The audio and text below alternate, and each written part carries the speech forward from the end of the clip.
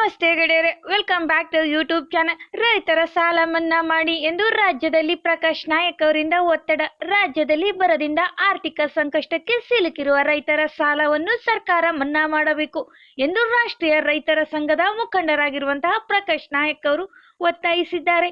ಇಲ್ಲಿ ಗುರುವಾರ ಸುದ್ದಿಗೋಷ್ಠಿಯಲ್ಲಿ ಮಾತನಾಡಿದ ಅವರು, ಹಲವು ಸಂಕಷ್ಟದ ಮಧ್ಯೆ ರೈತರು ವ್ಯವಸಾಯ ಮಾಡುತ್ತಿದ್ದಾರೆ.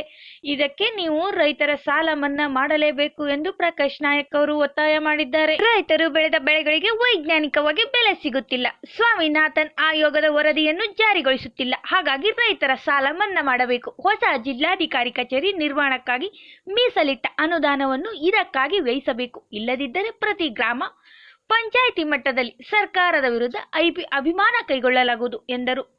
ಅಹಿಂದ ಮತಗಳ ಮೇಲೆ ರಾಜ್ಯದಲ್ಲಿ ಕಾಂಗ್ರೆಸ್ ಅಧಿಕಾರಕ್ಕೆ ಬಂದಿದೆ. ಆ ಸಮುದಾಯಗಳ ಋಣ ತೀರಿಸಲು ಮುಖ್ಯಮಂತ್ರಿ ಸಿದ್ದರಾಮಯ್ಯ ಅವರು ಲೋಕೋಪಯೋಗಿ ಸಚಿವ ಸತೀಶ್ ಜಾರಕಿಹೊಳಿ ಅವರಿಗೆ ಮುಖ್ಯಮಂತ್ರಿ ಸ್ಥಾನ ಬಿಟ್ಟುಕೊಡಬೇಕು. ಎರಡನೇ ರಾಜಧಾನಿ ಖ್ಯಾತಿಯ ಬೆಳಗಾವಿಗೆ ರಾಜಕೀಯ ಪ್ರಾತಿನಿಧ್ಯ ಕೊಡಬೇಕು. ಜತೆಗೆ ಹೊಸದಾಗಿ ಸಂಸದರಾಗಿ ಆಯ್ಕೆಯಾದ ಜಗದೀಶ್ ಶೆಟ್ಟರ್ ಅವರಿಗೆ ಕೇಂದ್ರದಲ್ಲಿ ಕ್ಯಾಬಿನೆಟ್ ದರ್ಜೆಯ ಸಚಿವ ಸ್ಥಾನ ನೀಡಬೇಕು ಎಂದು ಆಗ್ರಹಿಸಿದರು. ಧನ್ಯವಾದಗಳು.